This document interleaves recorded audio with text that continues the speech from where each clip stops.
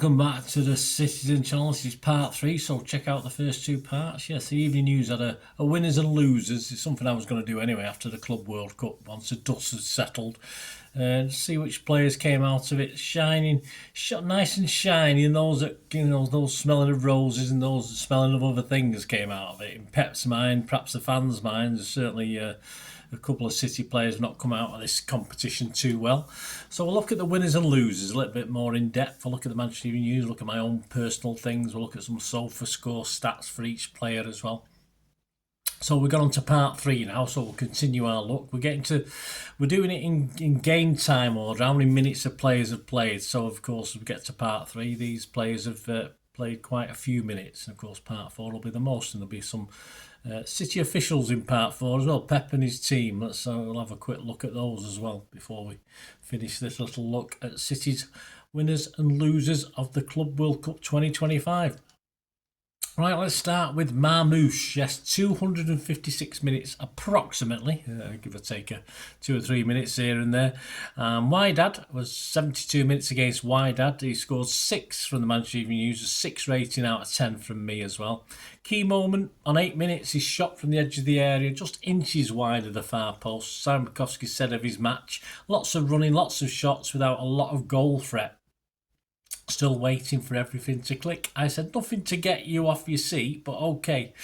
Yes, Juventus, 48 minutes against Juventus. He scored a 7 from Simon Bukowski, the Manchester Evening News, a 6.5 from me.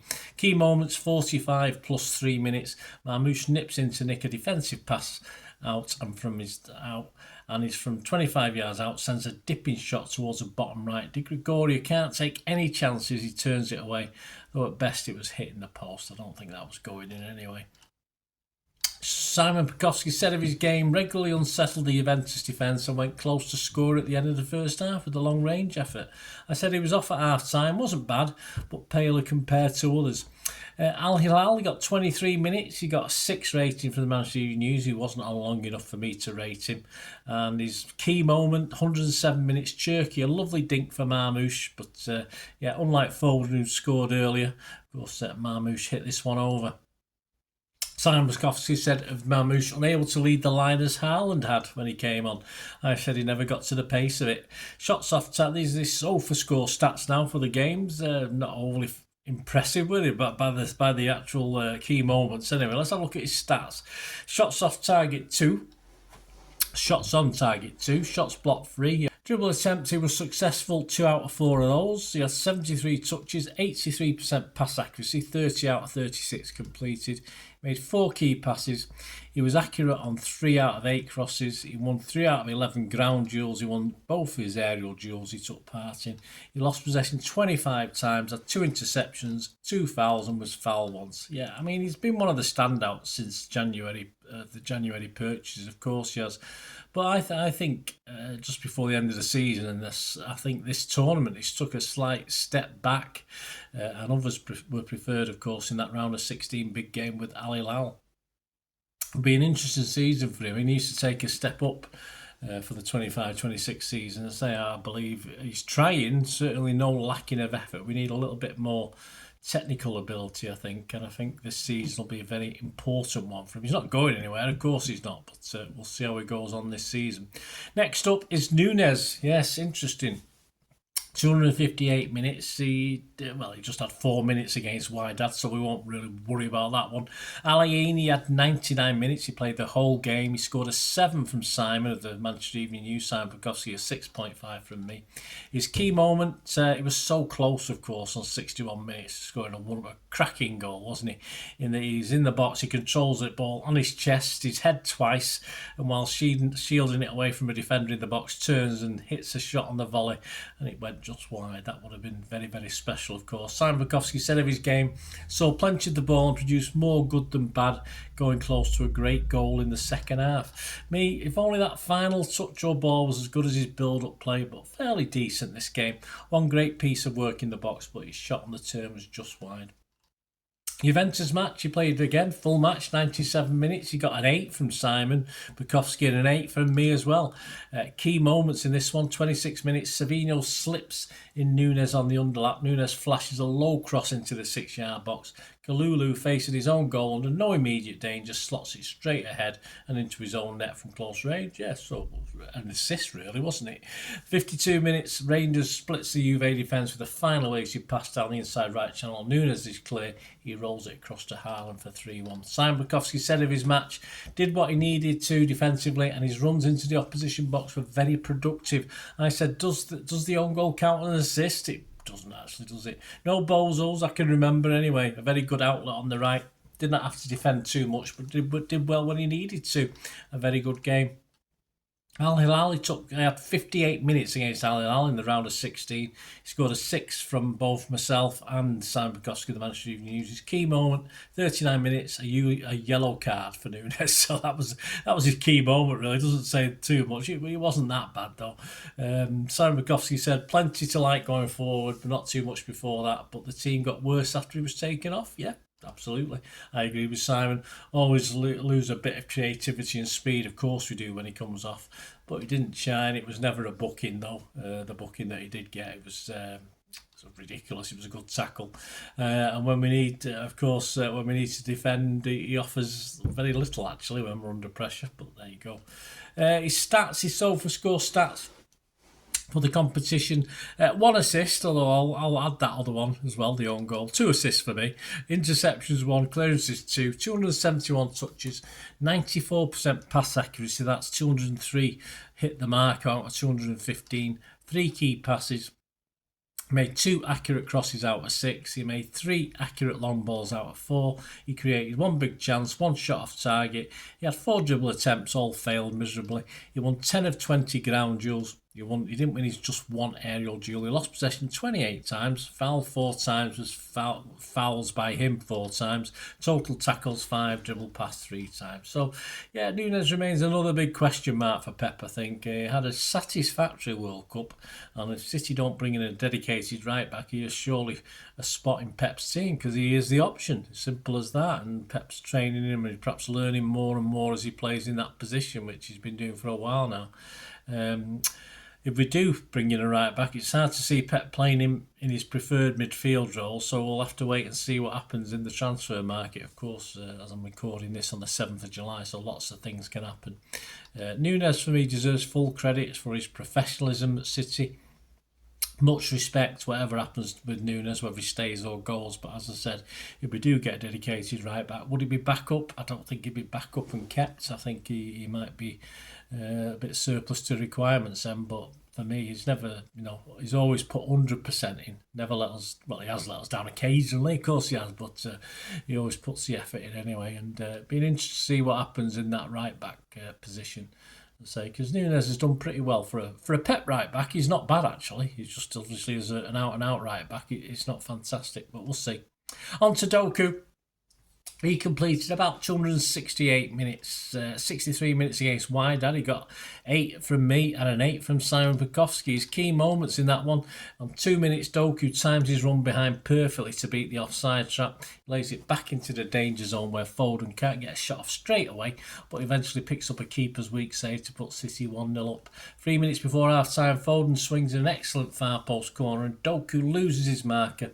He's there to meet it with a Haaland-esque kung fu fighting volley for 2-0 for City. He also had a great opportunity to increase City's lead in the second 45 minutes. On 54 minutes, Wydad tried to play it out from the back. Ferreira slips, presenting the ball and shooting chance to Doku, but his effort is far too close to the keeper. Foden was waiting in the middle as well, so he had a bit of a whinge. Simon Bukowski said of his performance, always willing to run at the back line while also offering more deceleration for a better final pass or shot. A decent goal. He was my man of the match. Yeah, City's best for me, always causing problems and a great goal. On to Juve. Good marks again. An 8 from Simon, an 8.5 from me. 69 minutes. His key moments. 9 minutes, 1-0 to City. Nori plays a lovely weighted pass through to Doku, who times his run to perfection down the inside left channel. Doku calmly takes the first touch inside, taking Kalulu out of the game before curling into the right hand side of the net. 51 minutes up near the D, Doku slaloms across and goes for the top right corner, but can't get any bend on the ball this time, and it sails high and wide. Simon Bukowski said of his performance, another very good performance, offering a goal threat and picking the right option in front of goal more consistently than he has before. I said yet again he was standout for me. Juve had no real answer and a lovely move for his goal. He managed 136, of course, in the round of 16 game, all the extra time and injury time against Al Hilal. But we both scored him a 6, so not quite as impressive in this one. Me and Simon give him a 6. Key moments, 6 minutes, Doku takes Cancelo for a walk for early doors, a crossing and Diaz straight at the keeper with his header. 37 minutes, nice savvy Doku link up, but Doku's effort lacks power as he tried to readjust his body to take the shot. Doku, yes, Simon Bukowski said of Doku, bright once again, using his trickery to slalom through defenders. Couldn't find a decisive contribution though. For me, great start, but then Al Hilal, Cancelo included, sort of had his measure mostly, but kept going, unlucky with a couple of attempts. I give him a 6, as I said. His SofaScore stats for the competition: 1 goal, 84 touches, 46 out of 54 passes completed, 95%, 1 key pass. He made 1 accurate long ball. He had 1 shot blocked, 3 shots on target, 2 shots off. He had 12 dribble attempts, of which 8 were successful. He created 1 big chance that was missed. Ground duels, he won 17 of 27. He lost possession 14 times. Committed 1 foul, was fouled twice. He made 2 total tackles. Yeah, I think Doku had a very good Club World Cup. He seems to be going from strength to strength. There's a lot of love out there for him at the moment. A lot of people saying he's improving with his, his final ball, etc. And he's getting a lot of good. 2 goals is great. Fantastic. Surely assists to come as well next season to add to any goals he can score and keep bagging him in that. They'll, keep bagging him in the net, taking that shooting practice. He'll be all right. But onwards and upwards, I think, for Doku. Our captain, yes, Mr. Bernardo, almost 300 minutes played, 292 minutes approximately. He had 78 against Al Ain, and he scored an 8 with me and an 8 with Simon Bukowski. Yeah, key moments, 32 minutes. Gvardiol meets a Bernardo Silva corner with a header at the penalty spot, which of course bounces against the post. 41 minutes, Haaland plays a nice 1-2 with Bernie at the top of the box, and he's in on goal, but his finish attempt is to the far post and rolls wide, unfortunately, so he denied an assist there. 73 minutes, Bernardo Silva cutting through the heart of the alley-in back line before arriving at the top of the box, where he slots a ball perfectly through to Gundo, who superbly takes a touch past defenders and chips it over the keeper into the goal. Simon Bukowski said of his game, supplied the corner for Gundo's goal and did well to set up his second and City's fourth. Questions remain over the right wing spot though. We know he's not as effective there. I said he reined in his whinging as captain, and some nice stuff as well. Against Juve, 78 minutes, he scored a 7 from me and Simon Bukowski. His key moments, 4 minutes, Nori turns Locatelli inside out down the left and crosses long for Bernardo, whose downward header is on target, but the keeper can kick it away, and Bernardo is swamped before he can get another shot. 46 minutes, Bernardo slips Savvy into space down the right. Savvy whips in a first time cross, low and hard. Haaland extends his leg, but can't quite make contact. Simon Bukowski said of his game, better than he has been creating in the final third and kept everything ticking at the base of midfield. I said his hair might be showing wear and tear. I wish I had some. But captaincy is sitting pretty well with him, I thought. Al Hilal, again, okay Marc, 7 from Simon, a 6.5 from me. His key moments, 9 minutes, 1-0 it claims for handball, but not given. That Nori lively. Bernardo is the right place at the right time to siphon it home. A lot of unhappiness with Al Hilal players, but then again, they're on 5 million a man, so it was no wonder. But nicely taken from Bernie. 44 minutes, a lovely close control and turn by Bernardo in the box, but his shot is straight at the keeper, unfortunately. He did everything right, just not the greatest finish. Maybe a pass also could have been a better option. 55 minutes, 2-2. Haaland is quickest to react after a Bernardo corner lands in the 6-yard box after a bit of a scrummage in the box. Simon Bukowski said of his game, his fine attacking form continued with a lovely run for Reijnders, and he pops up everywhere, but even he ran out of energy. I said Bernardo, or Duracell Bernie as I call him, is back. Though more about running to take every set piece for me, this one. Some SofaScore stats: 1 assist, 121 touches, 92% pass accuracy, 88 out of 96. He made 5 key passes, 1 accurate cross out of 4, 5 long balls were accurate out of 6, 1 shot on target, 2 shots blocked, 2 big chances created, 1 big chance missed, 2 dribble attempts successful out of 4, 6 ground duels 1 out of 10, 1 aerial duel that he lost, 17 lost possessions 17 times, 2 fouls, was fouled twice, 2 tackles. Okay, it's early, but being captain for me is bringing some of the best out of him in these games. In these 3 games, he was certainly one of our best players overall, I think, in the competition as well. A maturer version, perhaps, of Bernie may bode well for 2025-26. Simon Bukowski thought he was a winner in the Citytilidie News winners and losers. He said he was a winner. He put an end to his leaving speculation and made himself one of Pep's most important players. I'd have to agree with Simon on this one. On to Reijnders. 292 minutes, so similar to Bernardo. Why, Dad? He played 99 minutes, scored a 7 from me and a 7 from Simon. Simon Bukowski said, an assured debut, confident on the ball, happy to force the issue with passes between defensive line for runners. Yeah, I said of the new guys, a standout one, and he should be happy. Juventus, he got high marks from Simon, an 8. He got an 8.5 from me. He was on for 97 minutes the whole game. Key moment, 52 minutes. Reijnders splits the Juve defence with a finely weighted pass down the inside right channel. Nunes is cleared, he rolls across to Haaland, who can't seemingly miss, although he tries, eventually controls it and gets it into the net, but not what he really meant to do. Simon Bukowski said, really impressive, looks so comfortable on and off the ball, linking well with Rodri and at Nori in particular. I said, so good and great to see him and Rodgers prowl in the middle. He has hit the ground running. 96 minutes against Al Hilal in the round of 16. Simon scored him a 7. I was a bit less with 6.5. Simon said, smart work for the first goal as his excellent start to life with City continues. I said, drifted in and out after a good start, but doing some good work. Sofa score for the Club World Cup, touches 258, 94% pass accuracy, 215 out of 228 hit the mark, 4 key passes, 2 crosses, neither were accurate. He made 2 accurate long balls out of 5, 2 shots off target, 3 shots blocked, 3 dribble attempts out of 4 successful. He won 6 out of 14 ground duels. Aerial duels, he won the only one he had. He lost possession 21 times, 3 fouls, he was fouled once, he dribbled past once, he made 1 clearance and 2 tackles. Yeah, Pep had the confidence, giving him 3 starts, which is very good. Definitely one of City's players of the tournament, like Bernie, I suppose. Hopefully here for a long time. A very good start to his City career, isn't it? From this, what we saw today, or what we saw in the World Cup. And he was a winner for Simon Bukowski as well in his winners and losers. He said the pick possibly of the 2025 signings looked good at an early doors. He and Rodri fitted well together. Right, I think this is the last one for this part of the Club World Cup winners and losers. Akanji, 274 minutes approximately.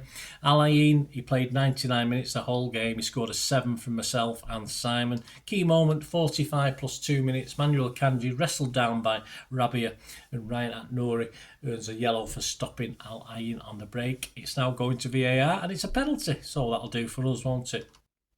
3-0 at half-time. Simon Bukowski said of his performance, solid enough at the back, won the penalty for the 3rd goal, even if it looked a bit soft. Right for me. Took charge at the back, I said, and the penalty was soft, but about time these sort of things were given. He played 97 minutes against Juventus, a 7 from Simon, just a 6 from me though. Key moment on 84 minutes. Yildiz skips past Foden with ease. He then splits City's defence with perhaps a pass of the evening, releasing Vlahovic down the middle. Vlahovic slots confidently past Ederson into the bottom left. I thought Akanji had been near Vlahovic and was drawn out. He was drawn towards the ball. He sort of switched off for that one, so I put a lot of the blame on Akanji for that. Simon Bukowski said of his game, almost caught out by Vlahovic in the second half. Well, he was. But otherwise, he mopped everything up nicely. Me, usually our last man, I said, but got drawn away from Vlahovic when no need to be drawn for second, but good till the bozo. Yeah, he was all right till that. I thought he had a good game, but he let himself down. No one really picked up on that either, but he definitely left his man. I think he thought O'Reilly might cover, but O'Reilly was never getting there. Al Hilal, he played 75 minutes, a 6 from Simon, a 6 from me. Key moments, 61st minute, last minute Akanji, lovely tackle on Dasari in the box. If he missed time, that was a penalty. He was definitely through on goal. Great tackle. 84 minutes, Akanji headed from a corner, loops onto the bar, but Haaland's follow-up is dramatically overhead kicked off the line, so almost, thanks to some pressure from Akanji there. Simon Bukowski said of his game, an important block in the second half, although less of an attacking threat than Nunes. I said, okay, enough normal Akanji stuff, including a booking. His SOFA stats for the tournament: 5 clearances, 1 interception, 1 tackle. He won 4 out of 7 ground duels, 3 out of 5 aerial duels. He lost possession 15 times. He fouled twice, was fouled once. 291 touches with a 97% pass accuracy, 255 out of 264.